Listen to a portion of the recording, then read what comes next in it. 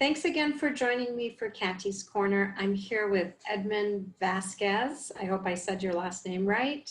Thank you for joining me. Hi, Kat. Nice to meet you. Nice meeting you.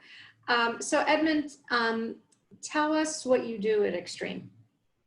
Sure. I work in Rob Rose's organization. I'm a senior manager of cloud renewals and customer success. So from a cloud renewals, anyone who wants to move to XIQ or do migrations over to XIQ, my team came over from Aerohive.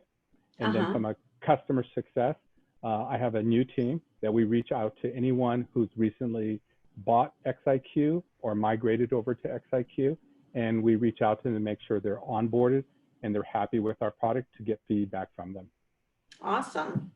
And how long were you at Aerohive and what did you do before that? So at Aerohive, I was there for 2.5 years and I ran the renewals team. When I took that over, it was just starting. It was really part of the sales organization and it was kind of a haphazardly. And so we basically brought it together, put some organization around it, documented, and we really drove renewals. It was kind of an afterthought renewals before. They sold it up front and very little afterwards. And so we drove the renewal rate there. Prior to that, I had worked at McAfee, a large security firm, and I drove process improvements. I was the director there, driving process improvements. And prior to that, 13 years at Cisco Systems in the service organization. Got it. Okay, got it.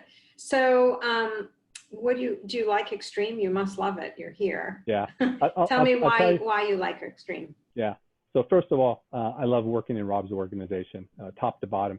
Rob runs it as a very flat organization, and meaning that everyone has a say. You know, so he's that's great. Great communicator. Everyone is part of the solution, and everyone has the ability to bring issues, but also solutions to the table. So that's what I like the best. I also like Extreme because, and I would say that overall Extreme, Ed Meyercore sets the table of if there's an issue, he brings it to the table. Don't really see that in other companies that I've been exposed to. So I really enjoyed that. And there's a lot of change going on. And, you know, I welcome change because you don't want to be in a stagnant environment. Right. Totally agree. And you and I were just talking before we got on the recording, just to pivot a little bit. You've recently been appointed to one of our newer ERGs. So by the time this recording goes out, that will be announced. So tell us a little bit about that and tell us about your background. Yep. So working with whatever you want to talk about, by the way, on your background. Sure, background. Pointing to the Hispanic ERG, and I guess it's called Latinx. It's going to be headed by Luis Rodriguez. He happened to be part of it. And as I mentioned to you, I've been involved with ERGs in the past at Cisco Systems. And I could go either way because I'm half Mexican and half Filipino. So I've been on both ERGs for Hispanic at Cisco and also for the Asian. But I think it's great that we're doing this here. Regardless of the size of the ERGs, I think it's important in an ERG just to highlight different perspectives. And when I say different perspectives, I think in the Silicon Valley, especially in high tech, and not necessarily Silicon Valley, just high tech in general, companies do a lot of saying they're doing stuff, but it's really, you know, walking the talk, right? So sometimes you see situations where they say, oh, we've promoted one person or two people. But when you look at the overall makeup, it's still very light when you get to Hispanic, women, African American.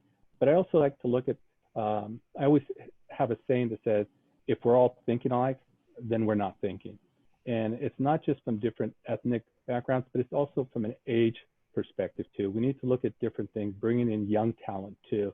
One thing that I would like to see Extreme, when I look at Extreme compared to other places I looked at, we tend to have an older demographics. And what I'd love to see us is start also developing, you know, an internship program where we can bring in people and not just bring them in, but actually have roles for them once they finish the internship program. And I think that's important. It's something that I've instilled with my family. I have two daughters, and I've always instilled with them is to don't expect that you're better or less, but that you have every right to be at the table. And good and bad. So one daughter, when she graduated from high school, she listened to me, and she left to go to school in Japan. Oh, wow. And she did her undergrad, and she now lives in Japan. My other daughter ended up following more traditional path. She stood here, never left California, and she's now an eye doctor. Just recently graduated. Wow, congratulations. Thank you. Both of them are very strong women who have their own opinions and are based on strong values. And I think that's what happens when you have a diverse group. You have strong values, but you also have different perspectives. And I think that's what ERG groups can do for you, to bring those different perspectives in. Right, got it. That makes a lot of sense. So you've been a strong mentor for sure to your daughters. So if you were going to give some advice to you said female, you have two daughters, our female population, what would it be if you were going to give some advice? I would say this is that everyone has their strengths. I think that everyone brings something to the table. You should never undervalue yourself. You have every right to be at the table.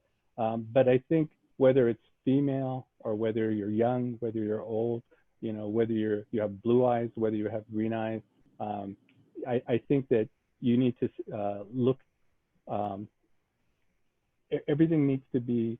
You need to be able to look at from the other person's perspective too. Don't undervalue the other person's side of point of view. You're going to get further along if you listen also, and not just look at what you bring to the table. So come to the table, but come with the table with open eyes. Got it. I love that. I love that. Well, thank you so much for spending a few minutes chatting with me. Congratulations on your new role. And I'm excited about hearing you guys move the needle and increasing our Latina population, and kind of hearing about all the great initiatives that are going to come out of your group. Great. Thanks for having me. Thanks, Edmund. Yeah, I appreciate it. Have a great day. You too. Bye-bye.